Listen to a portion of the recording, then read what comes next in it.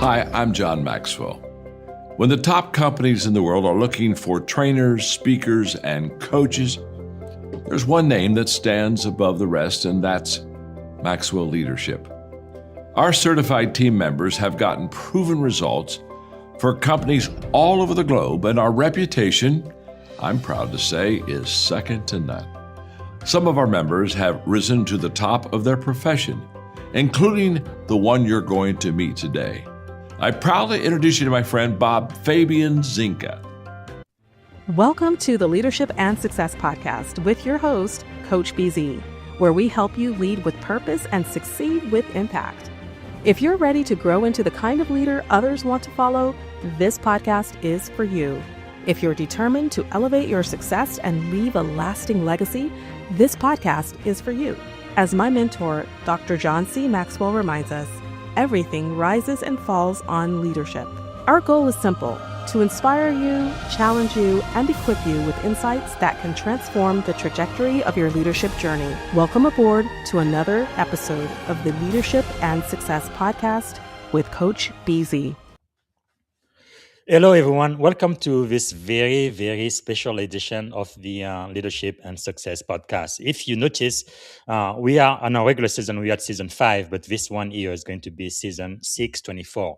That's because that's the class I am teaching at the California Science Technology University here in Silicon Valley. I'm teaching network security and AI, and really this is going to be more like a TEDx talk or fireside chat really for my student, right? Graduate student learning tech so they can really get exposed to so many industry leaders that we have here in Silicon Valley and across America. So this is going to be the very first broadcast we are doing for this. It's going to be no more than 30 minutes. So it's going to be a little bit different than my regular podcast. So without any further ado, let me introduce the speaker, and then we are going to have Unmesh really take his time and speak about cybersecurity in the streaming era, AI, video, and risk. Now, just like my regular podcast, for those who are watching live, you can still tell us where you are coming from, and also if you have a question for Unmesh, you can type it in the comments. So here we go. Let me see if I can do a proper job to introduce my industry guest expert today. So today, we really have the privilege of learning from a leader who sits at the cutting edge of streaming technology, cybersecurity, and artificial intelligence. So Unmesh Suryawanshi is a streaming and security leader in media security innovation with a focus on AI, cloud technology, secure video infrastructure, right? His works span secure global media ecosystem, AI-powered streaming, translation, transcription, personalization, security architecture and privacy by design, and also large-scale cloud and broadcast infrastructure. But I believe what makes his journey even more powerful is how early it started. At just 11 years old, Unmesh was already assembling computers, if you can believe that. By middle school, he had built his first network, laying the foundation for a career that would eventually influence global fintech infrastructure and secure digital media at scale. He is not just a practitioner, but also a thought leader, shaping how we think about cybersecurity in a video-first, AI-driven world. So today's session, cybersecurity in the streaming era, AI, video, and risk. This is not just about technology, but it's also about how leaders must rethink risk, privacy, and governance in a world where video is the new data layer. So for my student, as a future cybersecurity leader, engineer, and technologist, pay attention to 3 things during this session. What new attack surfaces are emerging beyond traditional IT system? How AI is both an enabler and a threat in modern architecture, and also what leadership decisions, not just technological controls, are required to manage risk.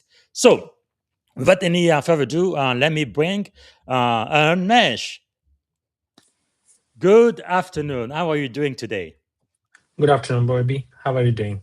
Great. All right. So the floor is yours, Unmesh. Whatever you want to share to my student, I am so grateful for it.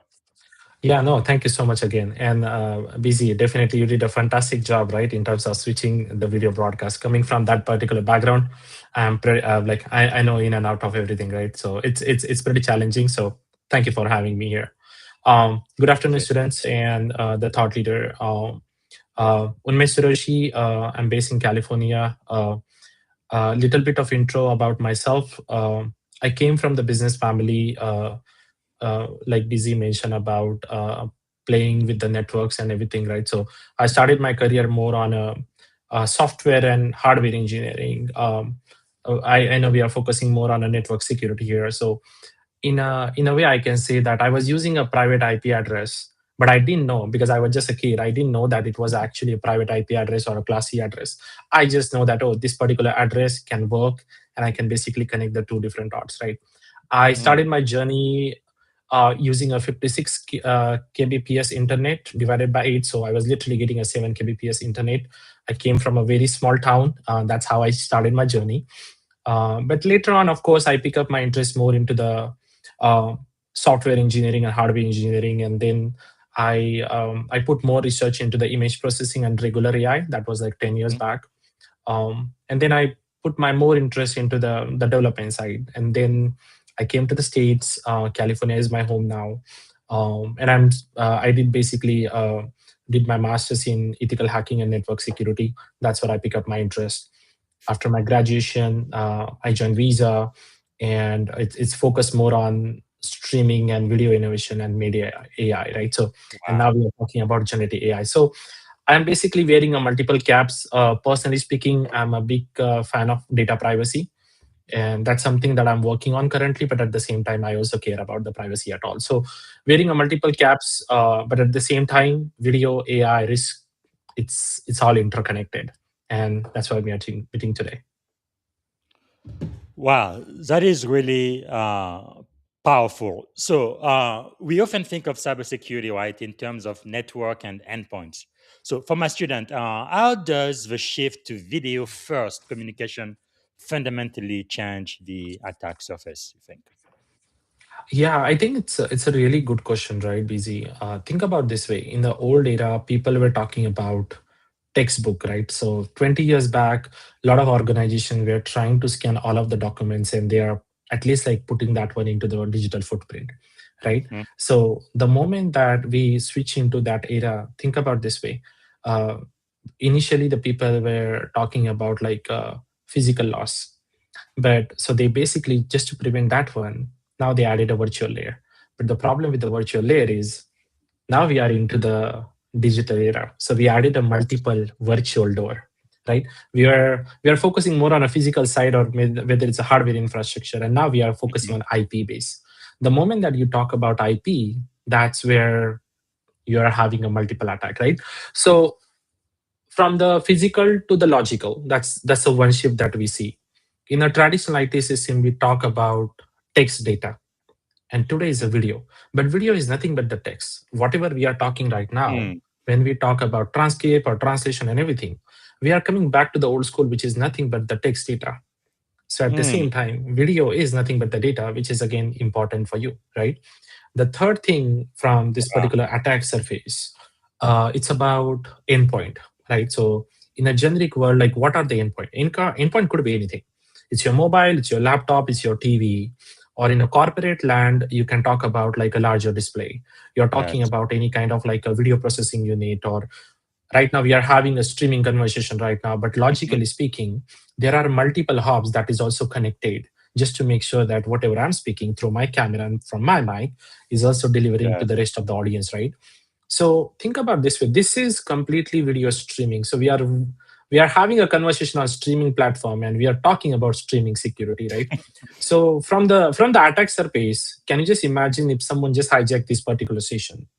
So Mm. whatever I'm trying to achieve, and if you are having a millions viewer right now on this particular podcast, so if someone hijack me, not from the physical side, but also from the virtual side, it can create also the positive, negative influence completely, right?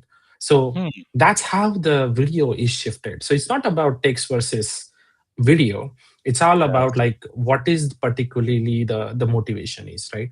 And the last but not least is, now we are talking about virtual layer.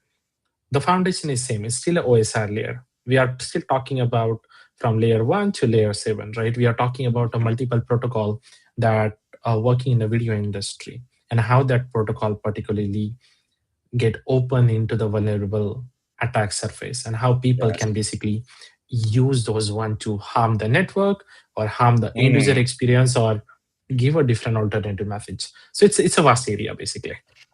Wow, that is quite fascinating, and I really love this because not too many people really focus on streaming, especially when you think about security. Just as an example, on this podcast, as of last year, using YouTube, we are able to take this podcast, translate it in about 20 plus different languages, including my native French, and not just translate it with a caption, but also do the auto dubbing. So I can listen to this podcast in my native French, and even if you don't speak a word of French, people will be able to listen to you in that language. It's just mind-boggling what you can do with AI. So I guess the question I have for you is, AI is now pretty much deeply embedded, right, in streaming. I said translation, summarization, personalization, and on and on. Where does AI introduce the greatest security risk in video ecosystem, you think? I think it's a really fantastic question, and I think busy every single day my answer will change. So as of today, right? As of today, I will give the answer. Um, so let me tell you like what's happening right now, what was the past, and what should be the future. Right? Hmm. It's more on a prediction. So in the past, we are talking about all of the regular AI ecosystem, nothing but again the video is a data, right? But people were pushing a lot of video editor or video producer, content creator to create a multiple videos, right? So in the old era, people were trying to put some kind of like uh, a JavaScript payload or any kind of like additional malware inside the Hmm. video. So when that video is basically going out to the internet or destination platform, if the intention is right, that can damage the platforms. That was old school, right? And I also Yeah. did a research in there, so that's how I was again going to refer. What's currently happening today is there are a lot of AI tools in the market.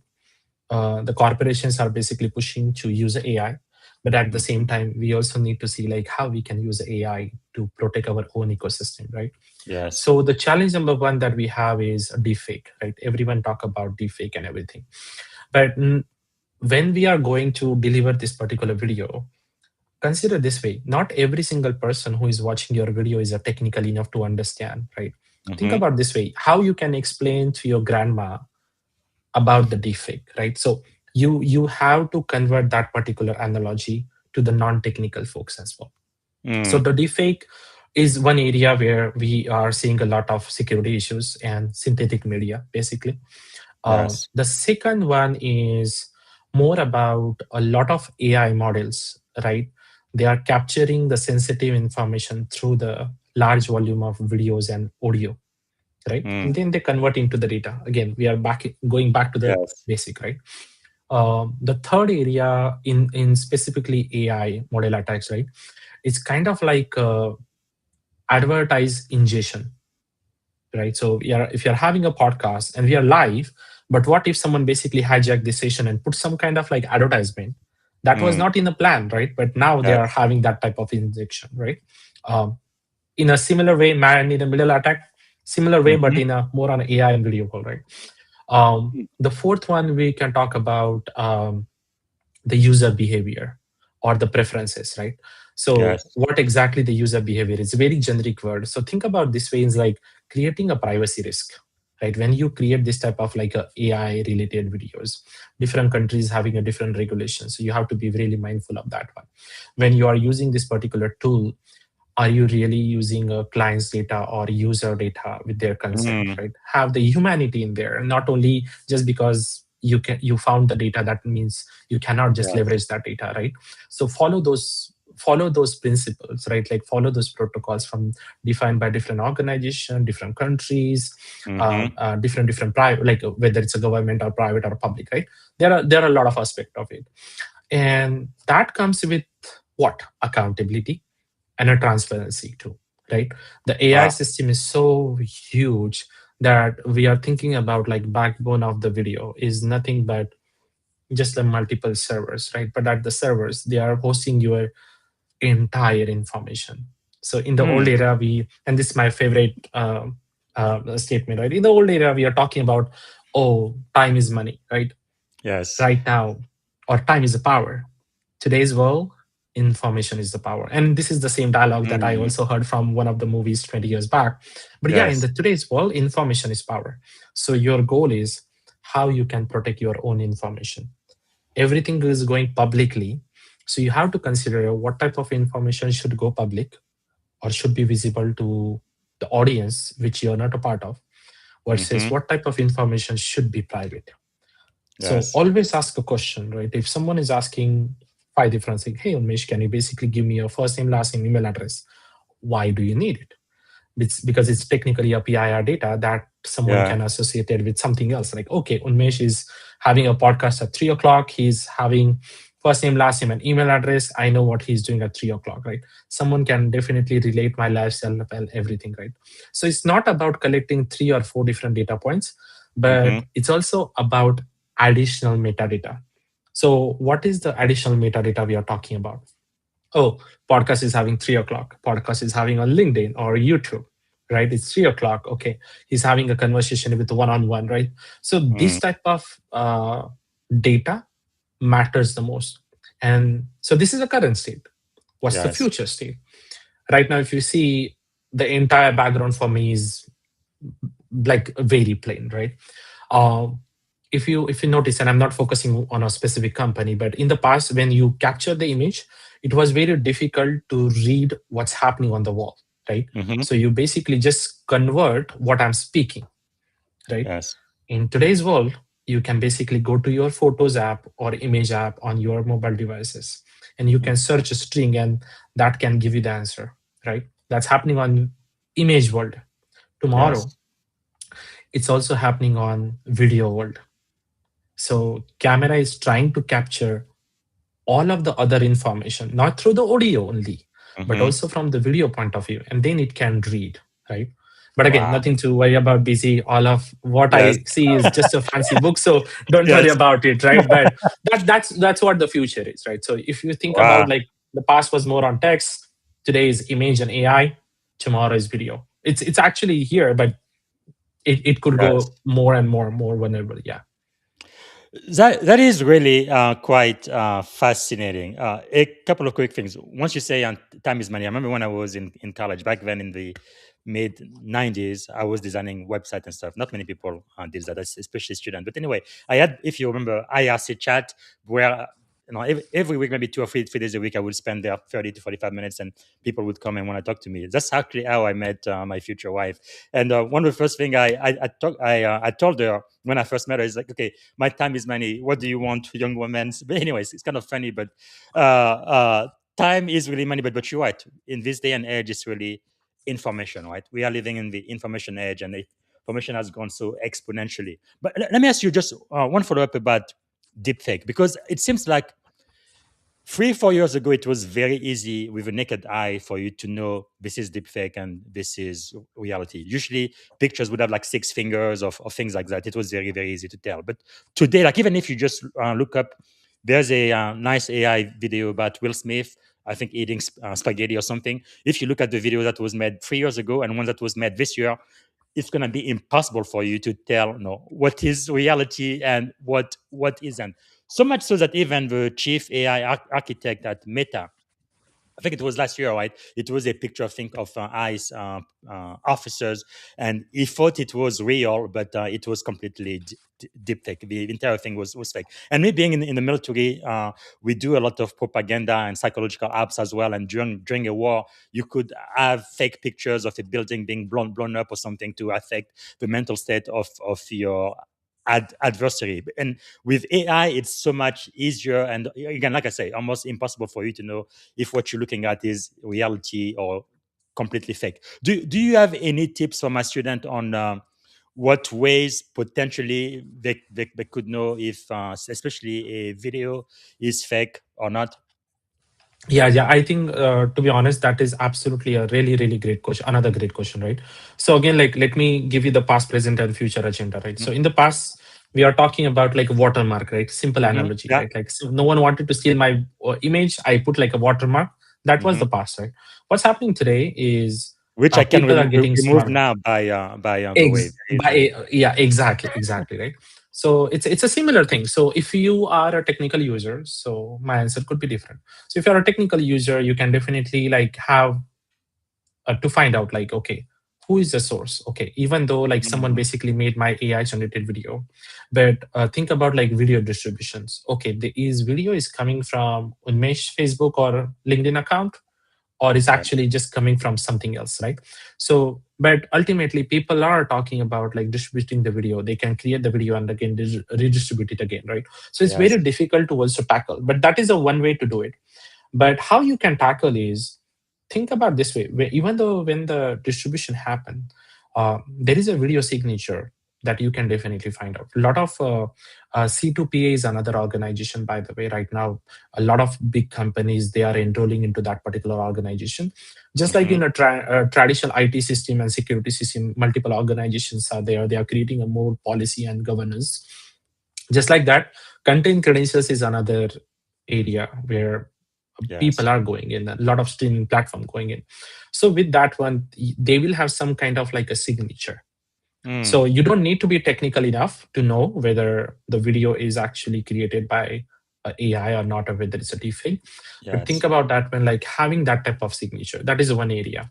The second area that I can analyze is, and again, it's today's answer. Tomorrow AI will be faster, right? Yes. Is uh, think about like additional metadata into the AI. So AI is not smart enough right now, and is still listening, so it will be get Hmm. smarter. But AI is not smart enough to add a lot of metadata into my video as of today, and that's why the Hmm. metadata is important. Once AI is going to figure it out, like how I can insert additional metadata, what's happening behind the scene, that's Yes. metadata is information. So easy to identify what's happening behind the video, right? So you can basically see mainly on the naked eyes, like about the graphics and everything. But again, Mm. it's not enough. So I think there are multiple ways. One is a content Yes. credentials, see about the watermarking, see about the video distribution, who is sharing the video, right? And last but not least is protect your own information and protect your additional metadata. So Wow. less is more, basically, right? Like if someone is trying to again like ask some information, and if Yes. you wanted to really deliver the information, give the limited one, right? And the last Mm. but not least is, and this is really favorite topic, right? A lot of users are creating AI related videos, but they are creating AI related videos based on what? Based on your digital footprint Mm. that is already available into the internet, right? So there Yes. are two digital footprint. One is a private and one is a public. Private digital footprint, and there is also the gray area, by the way. So the digital footprint that is private meanings you submitted a specific government application or a private Hmm. application, and that particular organization is bound to protect your data. That is one area, right? The second area is all of the things that you submitted to a website, but you basically submitted because they are asking you to do, but is it really worth it, right? So Mm. think before you submit the information. And last Wow. but not least is the public information about you that is already available into the internet. Think Yes. about that way, like is it really necessary to put every single information on public? Of course we are in the Mm. digital world, so it's very difficult right now to remove your public information. So yes, your public identity will be there, it's okay, but like Yes. on at what cost you wanted to share that private information and you're going to Hmm. declare as a private, right? So think about that way. So always ask your Mm. question, why I need to put it on social media, why I need to put it on public network. So there are multiple ways where Yes. you can identify. It's a similar way where there are tools available in the market that can create Hmm. a deepfake video, an AI related video, and there are always tool in the market to basically track the AI related video. So this Wow. is the future right now. So no one is going to win the battle, right? It's all about who is ahead, right? Like it's Yes. about that, and that's the whole industry is going now, That and it's is very new. really amazing, and of course now everybody knows about North Korea, how they were able to actually get IT jobs, remote jobs, going online and Zoom, and they would use AI and deepfake, where instead of you looking like a North Korean, they would look like a white person, and they're going to be able to speak and talk and go through interviews and everything, and get an actual job in some of the Fortune 100 companies actually in the US, which is pretty amazing, all using AI. So what kind of world do we live into these days? Incredible. So we are running out of time, but I think I need to ask this one. You've led security at scale, like we said in the intro. how should executives think about governance in a video AI ecosystem? Yeah, I think like the answer is very simple, right? Uh, what type of data we are collecting, why we are collecting, and how we are going to use that particular data, right? So the Mm, data, I'm meaning what? It's a client data or user data? No, right? It's all about your infrastructure. So let me just give you the very simple example. If I really wanted to buy something, I'm going to check a couple of things about that product, and then only I'm going to yeah. buy. Same way, if I'm going to deploy any kind of technology, or if I'm going to use any kind of software, I do the analysis, I do the architecture review, I Yes. do a threat modeling. These are all of the principles that you will see on a OSI side on NIST control and cybersecurity control, right? You Mm-hmm. have to do like a proper security architecture of that particular product. And this is my favorite quote: think like an attacker, Mm, right? When you design the product, think like an attacker. That's how you're going to basically protect your own asset. So that is from the technology security point of view. From only the governance standpoint, again, if you are really need to use XYZ functionality, do you really need to like introduce this type of functionality to your product? Because whenever you are going to sell your product, is your client is going to ask you, why do you need this, right? yeah. So don't put like unnecessary details just because you think that that is the right way to do, right? So there are a Mm, lot of other governance in place in terms of data privacy. The GDPR regulations in California is different, US is yeah. different, Europe is different, right? There are compliance information as well, right? All about like, are you collecting any medical information, are you collecting any PII data, right? So we Yes. usually check, like we should definitely check all of the boxes, not because like, okay, I work in XYZ industry, I care about only that. No, you have to think Mhm. about like how you can infuse everything, whether it's transparency, whether it's a Mhm. data privacy and accountability. Last but not least is, we are speaking of the AI. um, it's a AI prompt engineering that is also coming. So if someone is Yes. basically having some kind of like a chat with the chatbot, do you really know whether are you getting a real answer or not, right? So there are Mm. multiple variations of that one, but the short answer is your security architecture and threat modeling. That's how you should Wow. start your own demo, basically. That is powerful. I could be talking to you for hours, but we're going to need to stop. Let me ask you with this one last question. For my student, which, by the way, is about 80% computer system engineer and 20% MBA. So one thing we are doing now, working on our last final project, I'm getting the MBA to become the bosses and then all of the engineer to be the worker, and to kind of see how they're going to work together, kind of simulate what it looks like in a Silicon Valley company. But for my students who are listening, again, mostly technical, but some MBA student, what career advice would you give someone who wants to operate at the intersection of AI, cybersecurity, and emerging tech like you? Yeah, I think the answer is again very simple. Focus on your foundation, right? That's pretty much it, right? So if you're working on a tech stack, whether it's a security or networking, your OSI model should be strong enough. Entire Mhm. tech stack is focusing on OSI. If you're focusing more on ML and machine learning and AI, then you have to think about more on a data, right? Data engineering, data warehouse, data analytics, right?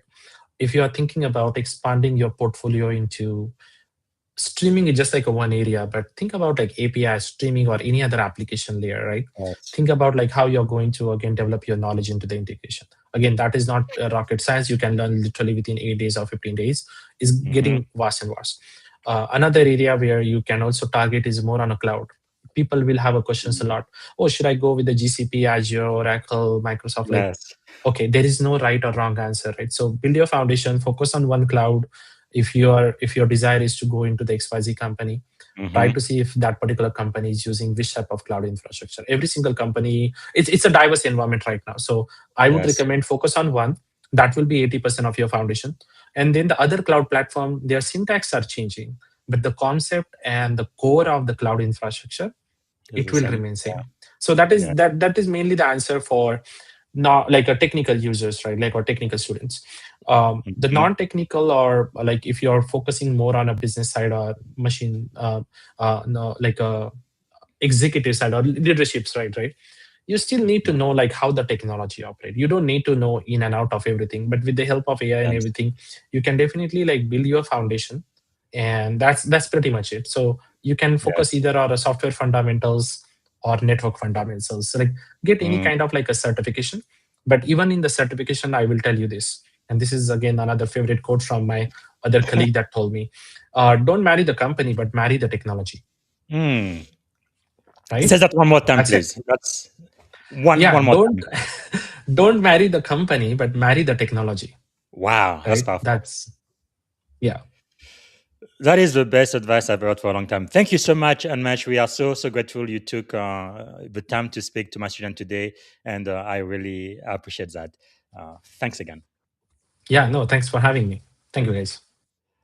All right, so this is it for our first episode of season. Like I said, 624. This is the industry guest speaker series. So, just a quick reminder that tomorrow I'm going to be back here live, and I'm going to have a full regular interview, season 5, episode 77. Yadi is coming back to the Leadership and Success podcast. She's now a Amazon best-selling author, international best-selling author. We're going to be talking about her new book out. Core Soft Skills, a guide to work with humans. That's you don't want to miss this. And then on Wednesday, I'm going to be speaking with a keynote speaker, international best-selling author. Her name is Eleanor Stutz, and she's all the way from the East Coast. And we are going to be talking about Believe, Become, and Empower, the leadership journey of Eleanor Stutz. And then on Thursday, I have also confirmed I'm going to be speaking to Master Chief Petty Officer Jamie J. McCoy. He has a PhD in theology, and he is a retired United States Navy Master Chief. So we're going to be talking about servant leadership at scale, from sailors to strategy. All right, that's all I have for you. And thank you so much for watching. And I hope to have the next episode of our industry guest expert series soon. Thank you so much. Bye for now. Thank you for tuning in to the Leadership and Success Podcast with your host, Coach BZ. If today's episode added value to your leadership journey, be sure to subscribe, share, and join us again for more wisdom nuggets on how to lead better and achieve greater success. Remember, leadership is the most critical skill of our time. The world will always need leaders to inspire others, drive innovation, and execute meaningful strategy. So why not count yourself among the bold leaders shaping the 21st century? Until next time, stay inspired, stay committed, and keep leading with excellence.